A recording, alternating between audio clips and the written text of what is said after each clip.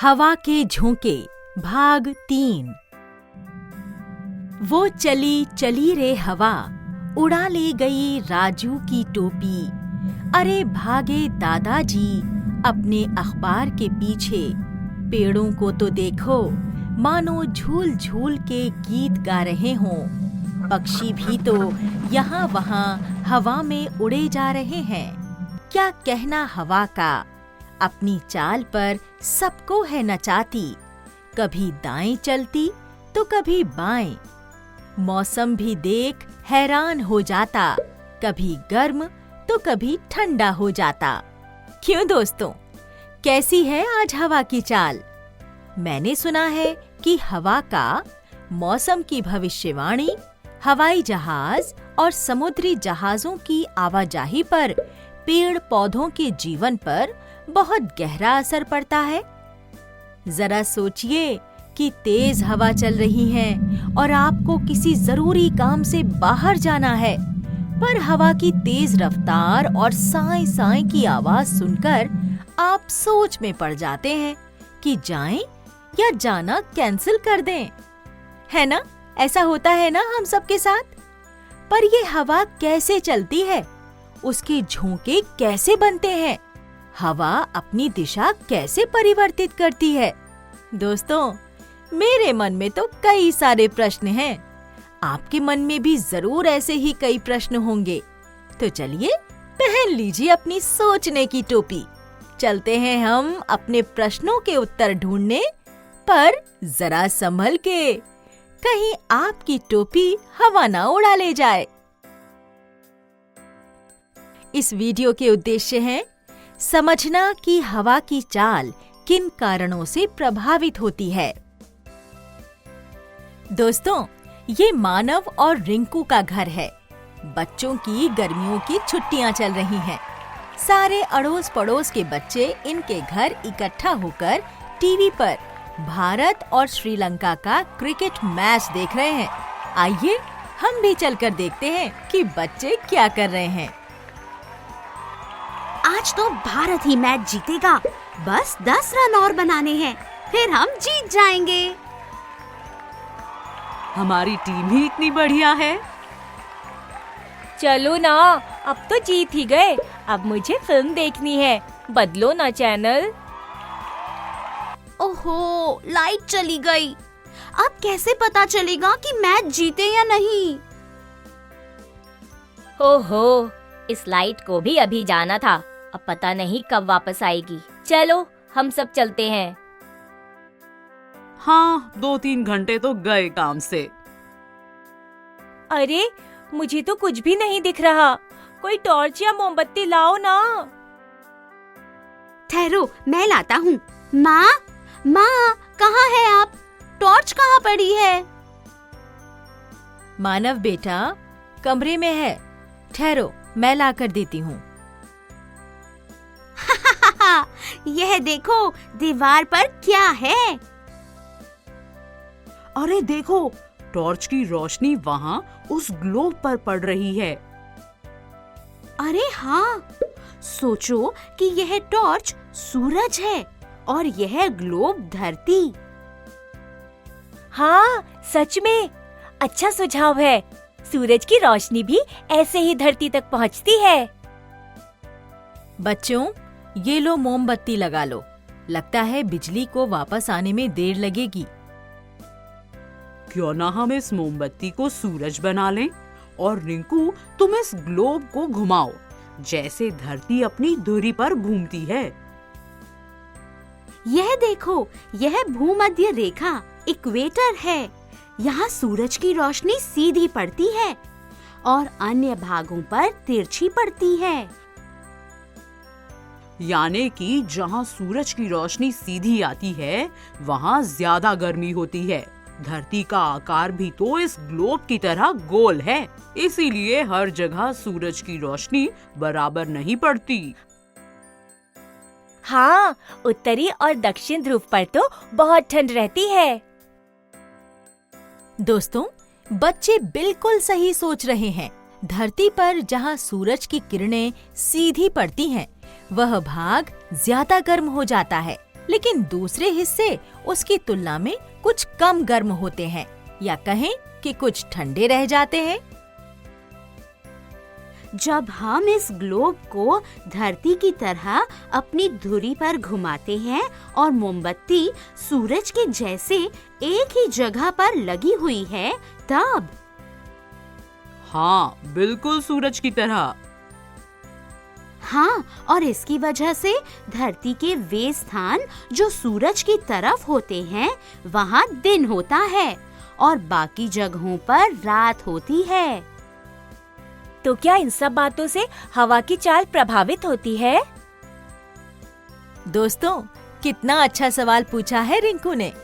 आपको क्या लगता है कि हवा पर इन सब बातों का प्रभाव पड़ता होगा? देखो, हवा के बारे में बातें करने से ही मोमबत्ती बुझ गई। चलो छत पर चलते हैं। टॉर्च जरूर ले लेना, सीढ़ियों पर अंधेरा होगा। डरपोक है क्या तू? नहीं, मैं नहीं डरता। अरे वाह, कितनी चांदनी रात है। देखो, कितने सारे तारे टिमटिमा रहे हैं। चलो आज छत पर ही सो जाते हैं। शालू चाची, आप छत की जमीन पर पानी क्यों डाल रही हैं? मानव, दिन भर में तपती धूप की वजह से जमीन बहुत गर्म हो जाती है। पानी डालने से जमीन ठंडी हो जाती है। इसकी वजह से छत पर सोना आरामदायक हो जाएगा। देखो, जहाँ चाची पानी डाल रही हैं, वहाँ से कितनी गर्म हवा निकल रही है। यानी कि धूप के कारण जमीन कितनी गर्म हो गई होगी।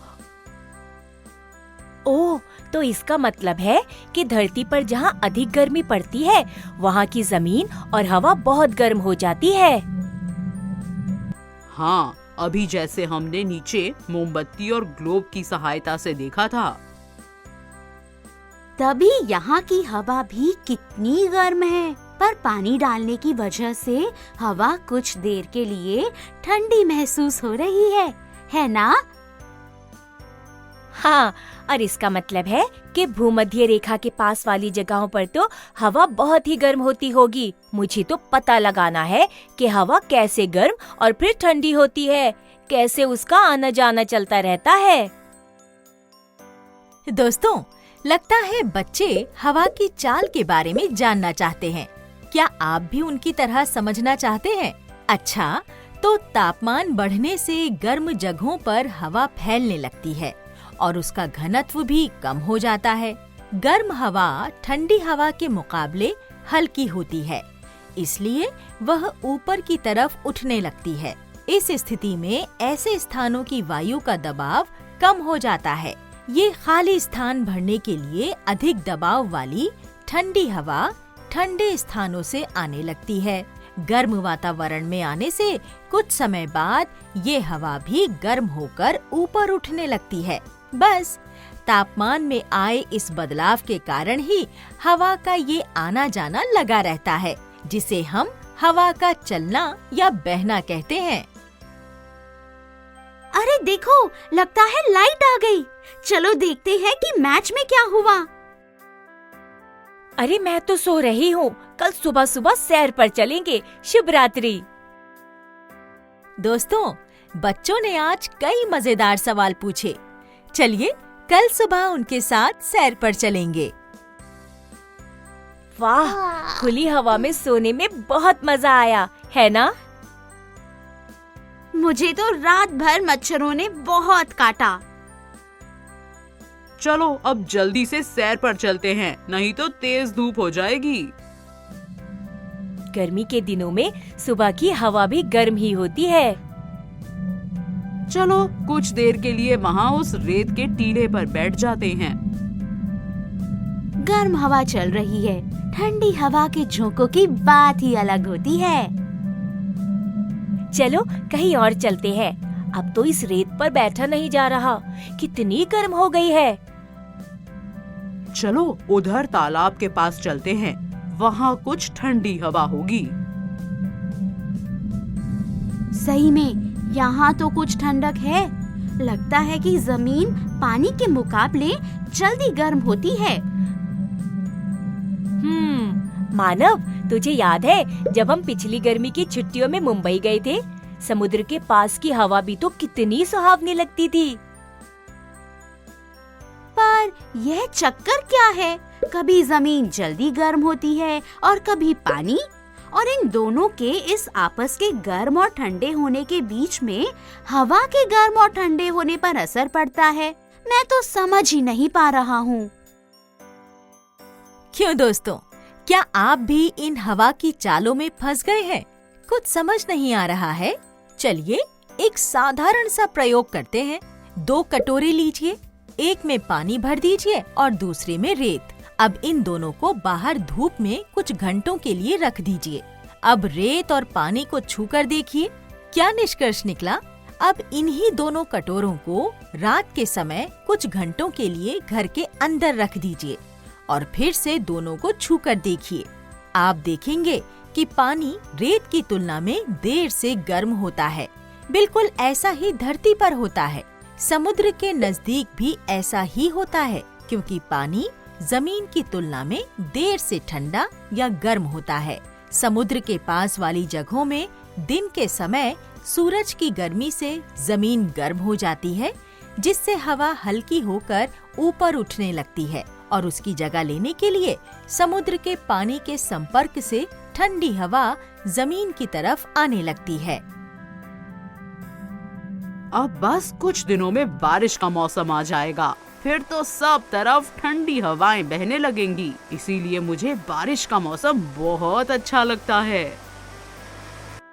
हाँ, पानी में कागज की नाव चलाने में बहुत मजा आता है और मुझे तो पानी में कूदने में भी बहुत मजा आता है। हाँ, और इसी वजह से तू माँ से डांट भी खाता है। अरे देखो, अचानक से हल्की हल्की बारिश शुरू हो गई। चलो घर चलते हैं और दादाजी से इस बदलती हवा के बारे में अपने सारे सवालों के जवाब पूछेंगे। दोस्तों, धरती पर अलग अलग किस्म की हवाएं बहती हैं, जैसे मॉनसून हवाएं, गर्म हवाएं, ठंडी हवाएं आदि। तापमान के अलावा भौगोलिक स्थिति, धरती के अपनी धुरी पर घूमने आदि से भी हवा की चाल प्रभावित होती है। आप सब भी हवा की चाल के बारे में दी गई जानकारी पर और खोजबीन करना। जल्द मिलेंगे दोस्तों।